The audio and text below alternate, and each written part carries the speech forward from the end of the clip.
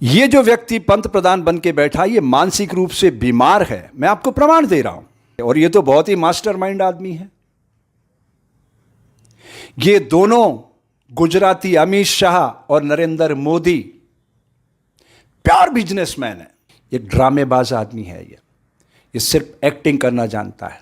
आपको पता है 25 जून 1975 को क्या हुआ था? देश में आपातकाल लगा था और आज के पंत प्रधान अहमदाबाद रहते थे। नकली सरदार जी बनकर कच्छ जिले में भाग गए थे आदिपुर रहने के लिए। 21 महीने के आपातकाल के दौरान वो सरदार जी बनकर रहे, नकली सरदार जी। असली सरदार कौन होते हैं? जो धर्म के पथ पर चलते हैं, सत्य के साथ चलते हैं और पुरुषार्थ करते हैं, किसी के आगे हाथ नहीं फैलाते। ये होते हैं असली सरदार। चिड़ियों को मैं बाज बनाऊं, 1.25 लाख पे एक लड़ाऊं, फिर गुरु गोविंद कहलाऊं। ये गुरुओं के वंशज हैं, भगत सिंह के वंशज हैं। हम जब बचपन में, आज से करीब 50-52 साल पहले अबोध बालक थे, शाखाओं में जाते थे। कुशाभाऊ जी ठाकरे, बाबा साहब नातोजी, लाल कृष्ण अडवाणी जैसे बौद्धिक प्रमुख आया करते थे। कप्तान सिंह सोलंकी, वो हमें बताते थे कि सनातन संस्कृति का ध्वज अगर किसी ने गतिशील रखा है तो वो सिख कौम है। उन्हीं सिखों के वंशज 5 पवित्र नदियों की धारा से एकत्रित होकर दिल्ली के इस सीमा क्षेत्र में आ पहुंचे हैं। एक नया संघर्ष लेकर, किसानों की आवाज बनकर। एक मौका है हमें। भारत की आत्मा गांव में निवास करती है। ये कृषि प्रधान देश है। एक मौका है हमें देश को बचाने का। मैं ऐसा क्यों बोल रहा हूं? ये जो व्यक्ति पंत प्रधान बन के बैठा ये मानसिक रूप से बीमार है। मैं आपको प्रमाण दे रहा हूं, ध्यान से सुनिएगा। जब यह गुजरात का मुख्यमंत्री था, कच्छ में भूकंप आया था। उस समय वहां जिला कलेक्टर था प्रदीप शर्मा। उसने उस पूरे कच्छ जिले को दोबारा से नया बनाया, बसाया।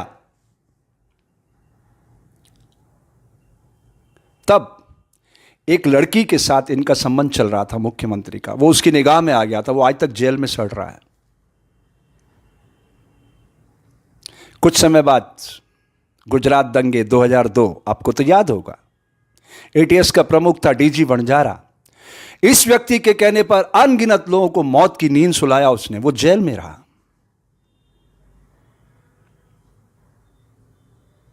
जब अटल जी इसको हटाना चाहते थे, लाल कृष्ण अडवाणी ने बचाया इसको। क्या हालत है उनकी, लाल कृष्ण अडवाणी की, देख रहे हो आप? मौनी बाबा बन चुके हैं। ये उस विचारधारा को नहीं मानता है। ये मानसिक रूप से एक बीमार व्यक्ति है जो अपने परिवार को नहीं मानता, अपनी बीवी को नहीं मानता, वो देश को मानेगा। ये कैसा सोचते हैं आप? आज समय है जागने का, समाज को जगाने का। प्रमाण सहित बोल रहा हूं। ये जो गौतम अडानी है ना, 2000 में 20 साल पहले लेम्ब्रेटा स्कूटर पे कच्छ पहुंचा था और इस व्यक्ति के संपर्क में आया। तब वो तंबू का काम करता था, टेंट लगाने का। इसने अपना बिजनेस पार्टनर बनाया और कस्टम वालों के साथ मिलकर कागजों पे इन्होंने सरकार का करोड़ों रुपया सब्सिडी का लिया गौतम अडानी के नाम से। इसलिए आज वो इतना बड़ा आदमी बन गया है। गौतम अडानी लेम्ब्रेटा स्कूटर पर घूमने वाला, कस्टम के माध्यम से करोड़ों अरबों रुपए इन्होंने हेरा फेरी किए, सरकारी सिस्टम की सब्सिडी की। वो गौतम अडानी इनका पार्टनर है, बिजनेस पार्टनर। तभी तो उसने चुनाव में अरबों रुपए लगाए इसके ऊपर। ऐसे कोई लगाता है? फेस उसका है, काम ये कर रहा है। जैसे ही आरोप लगा रहे हैं ना कि कांग्रेस प्रायोजित कर रही है, अन्ना हजारे का आंदोलन इन्हीं का प्रायोजित था, लेकिन कांग्रेस ये प्रायोजित कर रही है आंदोलन, ये कह रहे हैं। अब समझिएगा, कुछ दिनों पहले तक इनका नारा क्या था? कांग्रेस मुक्त भारत। क्या इनको पता है कांग्रेस क्या है? एक विचारधारा है। विचारधाराओं को कभी समाप्त नहीं किया जा सकता। इनके पास क्या विचारधारा है? ये तो जेरोक्स कॉपी है। इनकी विचारधारा होती तो 6.5 सालों में आप देख लेते समाज के अंदर क्या विजन है इनके पास। भारत दुनिया का सबसे खूबसूरत लोकतांत्रिक देश बन सकता है। पता है क्यों? क्योंकि इसके पास एक ऐसा पवित्र संविधान है जिसकी आत्मा को छलनी करने वाले लोग, ये सब लोग, मैं कोई कांग्रेस का पक्षधर नहीं, आप एक पुस्तक पढ़िएगा, repromulgation of ordinance, a fraud on the constitution of India, आत्मा को छलनी करने वाले अध्यादेशों की पूरी फहरिस्त है उसमें। सारे देश के किसान संगठन जिस अमेंडमेंट को लेकर के विरोध में हो और ये कह रहा है कि उनके पक्ष में है, तो ये अकेला आदमी दिमाग से सोचता है, बाकी सब पेट से सोचते हैं। ये मानसिक रूप से एक बीमार आदमी है। अगर ये स्वस्थ व्यक्ति होता ना, इतने संगठनों के आंदोलन करने पर ये स्पेशल सदन बुलवाता, लोकसभा का, राज्यसभा का और राष्ट्रपति को साथ बैठाता और हाथों हाथ अमेंडमेंट करके और सारे किसान संगठनों के पैरों में पड़ के उनको देते कि साहब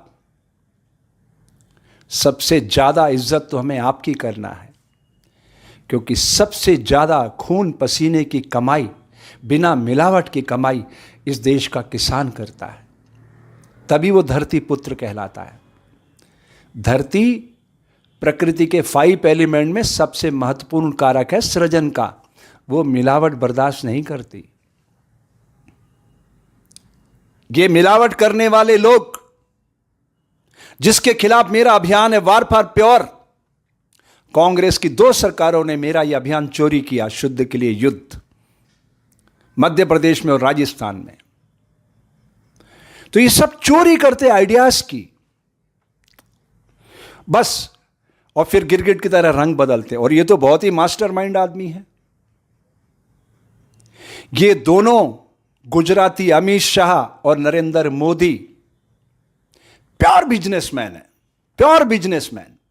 इनके दिमाग में अगर देश सामने होता तो इस गलती को तुरंत वो रिपेयरिंग करते। अपनी कंडीशन ठहरा के वो बात करना चाहते हैं।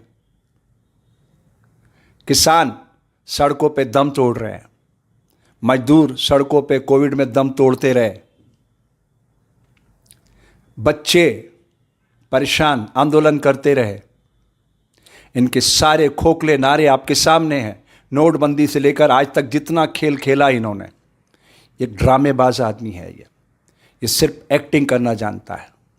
मैं आपसे पूछना चाहता हूं, अगर आपको देश के चरित्र को नापना हो तो आप साधु संतों को बुलाओगे या वैश्याओं को बुलाओगे? बताइए।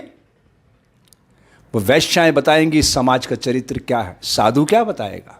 साधु को क्या पता है समाज के अंदर क्या हो रहा है? वो तो सरल होता है, कपास की तरह। वो वैश्या बताएगी समाज का चरित्र क्या है।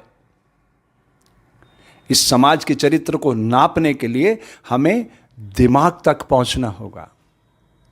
और ये व्यक्ति हर स्तर पे समाज को कमजोर करने में लगा है। आप देख लीजिए पिछले 6.5 सालों का इसका कार्यकाल, सारी लोकतांत्रिक एजेंसियों को नेस्तनाबूद करने में लगा है। यहां तक ही नहीं, इतनी मेहनत करके जिन संस्थाओं को खड़ा किया गया था उनको बेचने में इसने कुछ वक्त भी नहीं लगाया। ये प्रकृति ने एक मौका दिया है भारतीय जनता को, क्योंकि सामने एक ऐसी कौम आ गई है जिस कौम के पुरोधा क्या कहते हैं, चिड़ियों को मैं बाज बनाऊं, 1.25 लाख पे एक लड़ाऊं, फिर गुरु गोविंद कहलाऊं। उस परंपरा में भगत सिंह पैदा हुए, 23 साल का नवयुवक। मौत के फंदे पर झूलने से पहले कहता है, ऐसी मौत मुझे मत दो, क्रांतिकारी की मौत दो, मेरे को अपनी गोलियों से छलनी करो, इससे बहने वाला रक्त बीज बनेगा, अनगिनत भगत सिंह पैदा होंगे और ये देश आजाद होगा। तो ऐसे पवित्र ग्रंथ के साथ जुड़े हुए लोग पवित्र भाव के साथ देश के दिल राजधानी में आ पहुंचे हैं। मैं देश के जन जन से अपील करता हूं, अगर आप लोकतंत्र के हिमायती हैं, आप चाहते हैं आपके जीवन का हर पल सच्चाई के साथ, ऊर्जा के साथ, मनोयोग के साथ भारतीय ऋषियों की परंपरा से जुड़े और सारी दुनिया को एकता के सूत्र में बांधकर सारी दुनिया खुशहाली के गीत गाए, तो ये अवसर है आपके पास। आपको मदद करना चाहिए इस पूरे आंदोलन की। और ये आंदोलन भारत की आत्मा का आंदोलन है। भारत की आत्मा गांव में निवास करती है और गांव की समृद्धि के लिए ये सारी लड़ाई है। अगर इस लड़ाई को हम चूक जाते हैं तो मेरे देश के आज की तारीख में 27% बच्चे पूर्णिमा के खिलते हुए चांद में चावल की रोटियां खोज रहे हैं। वो प्रतिशत और बढ़ता चला जाएगा और बढ़ता चला जाएगा। उसको रोकना है तो इस आज़ादी के आंदोलन को, ये फिर से एक नई आज़ादी का आंदोलन है, क्योंकि ये मुट्ठी भर लोग प्राइवेट कंपनी बनाकर देश को अपनी जागीर समझ रहे हैं। विचारधारा की लड़ाई नहीं है। उन सब के मुंह पर ताले लग गए हैं। वो कप्तान सिंह सोलंकी कहाँ खो गया, लाल कृष्ण आडवाणी कहाँ खो गया, उनके मुंह पे ताले लगे हैं। कमाल की बात, उन सिखों की वकालत करने वाले लोग, सिख का मतलब सीखने वाला है। आप देखिए वो आपको क्या सिखा रहे हैं। कभी किसी के आगे हाथ नहीं फैलाते, पुरुषार्थ करते हैं और पुरुषार्थ के बदले में समाज में सेवा करते हैं, सबको खाना खिलाते हैं। यह हरित क्रांति का नारा पंजाब और हरियाणा से अमली जामा पहन सका। यहां पुरुषार्थ पनपता है। तो इन सब के साथ मिलकर खड़े होना है और इस मिशन को आगे बढ़ाना है। धन्यवाद। जय हिंद, जय भारत।